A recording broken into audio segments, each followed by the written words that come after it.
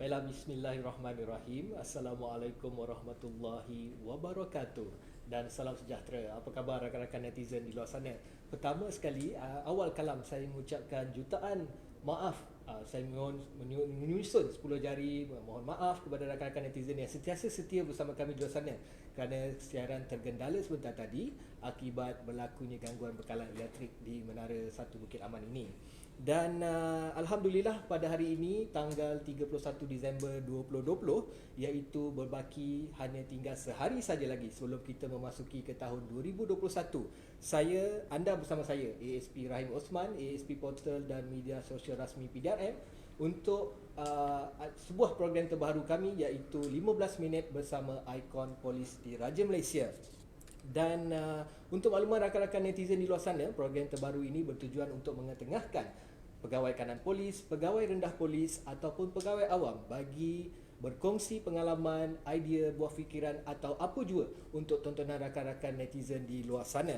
Jadi sebagai pembuka tirai untuk program terbaru ini, kita akan bersama dengan seorang tetamu istimewa, iaitu insan yang tidak asing lagi di dalam polis di Raja Malaysia, iaitu yang dihormati Senior Assistant Commissioner Datin Seri Datuk Asmawati binti Ahmad, iaitu Ketua Komunikasi Korporat Polis di Raja Malaysia. Apa khabar yang dihormati Datuk? Syukur Alhamdulillah saya sihat tuan. Terima kasih. Minta maaf Datuk, tadi ada berlaku sikit gangguan. Tak ada masalah. Jadi inilah dia rakan-rakan netizen yang dihormati Senior Assistant Commissioner Datin Seri Datuk Asmawati binti Ahmad, iaitu Ketua Komunikasi Korporat PDRM yang ke-11 Urustia KPN Komunikasi Korporat Bukit Aman. Jadi pada hari ini yang dihormati Datuk dan rakan-rakan netizen di luar sana, topik perbincangan selama 15 minit kita pada hari ini adalah berkenaan dengan persepsi masyarakat terhadap polis di Raja Malaysia. Dan apakah sebenarnya persepsi masyarakat terhadap warga PDRM itu? Adakah ianya positif ataupun sebaliknya? Sama-sama kita dengarkan ulasan daripada Yang Dihormati Datuk Asmawati itu sendiri. Jadi, baiklah Yang Dihormati Datuk. Sebagaimana yang kita sedia maklum, pegawai dan anggota PDRM merupakan antara frontliner utama yang terlibat dalam menjaga negara sejak negara dilanda pandemik wabak COVID-19, dan pengorbanan mereka ini telah membuka sedikit sebanyak mata masyarakat untuk lebih menghargai dan seterusnya memahami tugas warga PDRM itu. Dan kalau dilihat dalam media sosial, banyak tular gambar-gambar masyarakat memberikan sumbangan seperti makanan. Itulah yang saya mohon kepada masyarakat secara amnya. Dan sebagai Ketua Komunikasi Korporat Polis di Raja Malaysia, bagaimana Yang Dihormati Datuk mengemudi urustia Ketua Polis Negara Komunikasi Korporat ini yang antara lainnya bertujuan untuk berperanan meningkatkan imej pasukan melalui strategi perhubungan yang telah Datuk rencanakan sebelum ini? Sebenarnya saya mewarisi senang saya guna perkataan PRO lah ya. Saya mewarisi PRO ni daripada pemimpin-pemimpin terdahulu yang memangnya mempunyai kekuatan masing-masing. Cuma bezanya sekarang ialah isu semasa yang mana lebih tertumpu kepada media sosial ya. So makna kata tanggungjawab kita untuk menangani persepsi itu bertambah dan ia amat mencabar. Tapi saya amat bersyukur ya kerana saya mempunyai pegawai-pegawai ataupun staf pasukan yang kuat ya, yang di bawah saya termasuk tuan sendiri dan tim-tim kita yang ada di PRO ni. Saya tidak mungkin dapat melaksanakan apa yang telah saya rencanakan tanpa ya pegawai-pegawai dan juga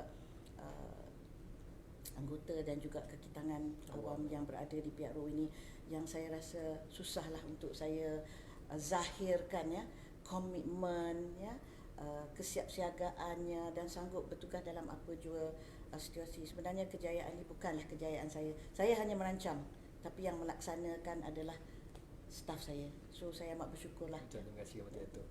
Dan pada pandangan Yang Dihormati Datuk, selain di pihak Yang Dihormati Datuk sendiri dalam memperkasakan program-program yang dekat di hati masyarakat, bagaimana Datuk melihat peranan pihak media, khasnya rakan-rakan wartawan kita di luar sana, dalam membantu meningkatkan imej PDRM itu sendiri? Sebenarnya saya amat bersyukur ya kerana kita mempunyai rakan media yang sentiasa sudi dan bersedia untuk membantu kita. Dan cuma ada kalanya ada sedikit konflik di antara right to know ya, ataupun dasar yang dipegang oleh pihak media yang merasakan bahawa mereka perlu mendapatkan maklumat dalam Cepat masa saja. yang paling cepat, sebab right to know ya, masyarakat berhak untuk mengetahui, tetapi dia akan berlaku sedikit pergeseran di mana pihak kita mengamalkan need to know. Maknanya kata bukannya kita hendak menyembunyikan apa-apa, tetapi apa juga yang kita sampaikan tu haruslah kita pastikan bahawa ia tidak menjejaskan siasatan ya, ia tidak mendatangkan sebarang implikasi yang buruk terhadap ancaman dan keselamatan negara, dan yang paling penting sekali ialah supaya ianya tidak menjejaskan keluarga itu sendiri. I see. Ya, keluarga mangsa ni.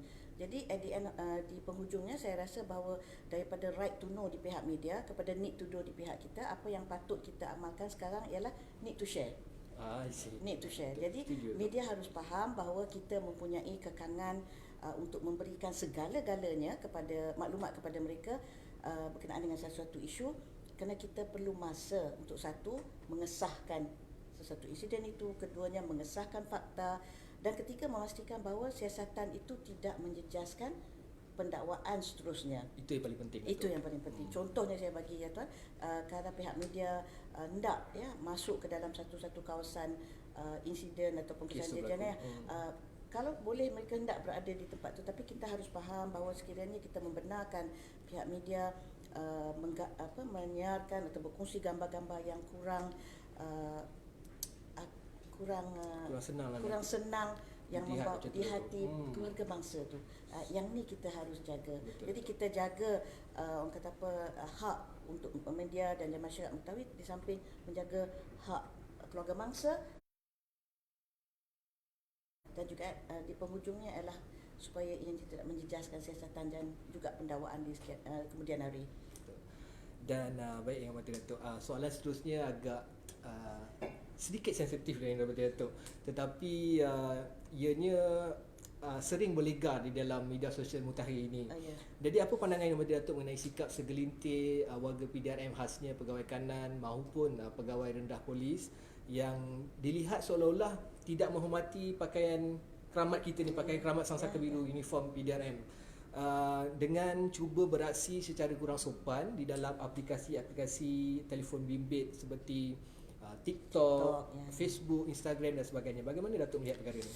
Saya secara peribadi tidak nampak bahawa wujud sebarang niat di pihak-pihak yang terbabit ini untuk menjatuhkan imej pasukan ataupun mendatangkan ataupun mewujud satu situasi yang boleh mengaibkan pasukan. Apa yang saya nampak ialah mungkin mereka yang terlibat ni kurang memahami ya, bahawa apabila kita mengenakan kita punya uniform ni, maka kita yang utama ialah bukan kepentingan kita, tapi yang paling utama ialah untuk menjaga imej pasukan.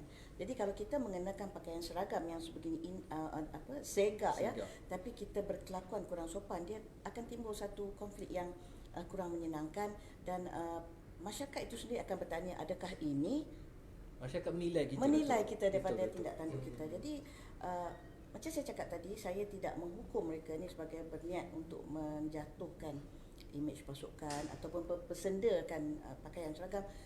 Cuma saya minta supaya rata-rata kita memahami bahawa apabila kita dah memasuki pasukan polis Diraja Malaysia, hak kita, hak peribadi kita seperti mana hak masyarakat awam itu dah berubah ya. Kita tidak lagi bebas untuk berkata-kata sesuatu yang akan menjejaskan bukan dari pasukan tetapi juga negara ataupun masyarakat ya. Itu yang paling mustahak. Maknanya kata kita telah meletakkan kepentingan kita ke tahap nombor 2 dan kepentingan pasukan itu yang perlu kita utamakan. Itu yang harus kita ambil tibalah yang kita harus utamakan. Dan saya berharaplah ya, kalau sekiranya ada kita nak berkongsi apa-apa di dalam media sosial, itu satu yang baik, tetapi biarlah apa yang kita kongsi itu membawa manfaat bukan hanya kepada pasukan tetapi juga kepada masyarakat itu sendiri ya. Itu pandangan saya, Tuan. Terima kasih Yang Datuk. Jadi apa nasihat dan harapan Yang Mati Datuk buat para pegawai muda yang sedang berkhidmat di luar sana, terutama dalam memastikan nama baik pasukan sentiasa terpelihara dan agar mereka dapat menjalankan tugas dengan lebih berhemah di masa depan? Saya telah berkhidmat selama 40 tahun di dalam pasukan, Tuan. Kalaulah kata ditakdirkan saya mati hidup balik pun, saya tidak akan memilih profession lain selain Tetap- daripada Polis Diraja tetap Polis Malaysia. Malaysia. Dan seperti mana tuan sedia maklum, saya adalah generasi keempat dalam keluarga Polis Diraja Malaysia, dan apa yang penting bagi saya ialah keunggulan Polis Diraja Malaysia, pasukan itu sendiri, tanggungjawab kita untuk menjaga nama baik pasukan. Kita yang memohon untuk memasuki PDRM, ya. Kita yang memohon. Jadi kita kena pastikan bahawa kita sentiasa bersedia untuk melakukan yang terbaik untuk pasukan. Kepada warga Polis Diraja khususnya, kita harus ingat bahawa kita ni memikul tanggungjawab yang amat berat, tanggungjawab hizbah, ya, amar makruf nahi munkar. Jadi sentiasalah kita berusaha untuk melakukan yang terbaik, ya. Ingatlah bahawa apa juga yang kita lakukan itu akan reflect atau akan memberi impact kepada pasukan. Janganlah kita jadikan PDRM ini hanya sekadar sebagai profession semata-mata. Kena ada passion, ya, ataupun kita punya ada passion itu untuk melakukan yang terbaik kepada pasukan. InsyaAllah dengan adanya pegawai muda yang mempunyai tahap pendidikan yang tinggi dan komitmen, kita akan lebih berjaya, ya, di masa hadapan, insyaAllah. Baiklah Yang Mati Datuk, sebagai melengkapkan lagi tentatif program kita pada hari ini, kami telah memilih satu soalan daripada netizen yang bertuah semalam untuk dijawab oleh Yang Dirahmati Datuk. Soalan datangnya daripada Puan ataupun Cik Hasmah Hassan. Dan soalan ini berbunyi, bagaimana Yang Dirahmati Datuk dapat membahagikan masa antara kerja dengan keluarga Yang Dirahmati Datuk?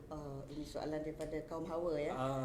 Sebenarnya tuan, saya tidak pernah berhadapan dengan sebarang situasi yang memaksa saya untuk memilih kerja ataupun keluarga, right? Apa yang penting di sini ialah kebijaksanaan kita untuk mengimbangi di mana keutamaan harus diberi pada kerja dan di mana keutamaan harus diberi pada keluarga, right? Kita mempunyai seramai lebih kurang 22,600 kaum wanita di dalam pasukan, yang sebenarnya merupakan lebih kurang 80% lah, ya. Dan saya rasa rata-rata kita kaum hawa di dalam pasukan ini tidak pernah terasa begitulah.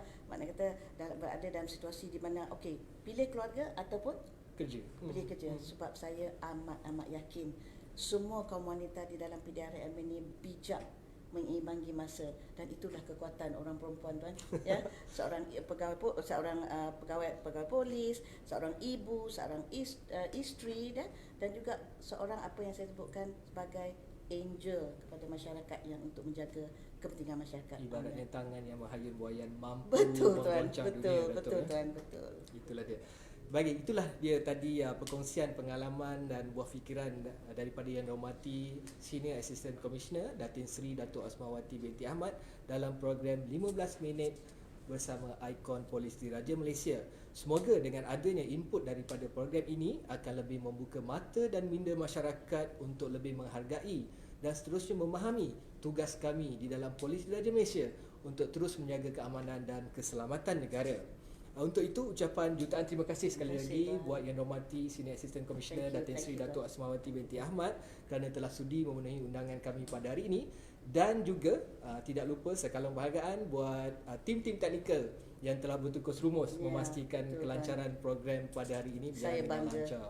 Terima kasih kalau boleh tuan, sebelum kita mengakhiri acara kita pada ini, saya mengambil kesempatan ini bagi pihak seluruh warga Urustia Ketua Polis Negara Komisi Korporat mengucapkan selamat tahun baru kepada seluruh masyarakat Malaysia, dan sama-samalah kita berdoa semoga tahun 2021 ini membawa 1000 rahmat, ya, dan kesejahteraan kepada kita dan juga masyarakat serta juga negara, insya-Allah. Dan buat rakan-rakan netizen, teruskan memberi sokongan kepada kami dengan melayari media sosial rasmi Polis Diraja Malaysia dengan likes untuk mendapatkan informasi terkini daripada kami. Sekian, sehingga kita berjumpa lagi. Assalamualaikum warahmatullahi wabarakatuh dan salam hormat. Terima kasih.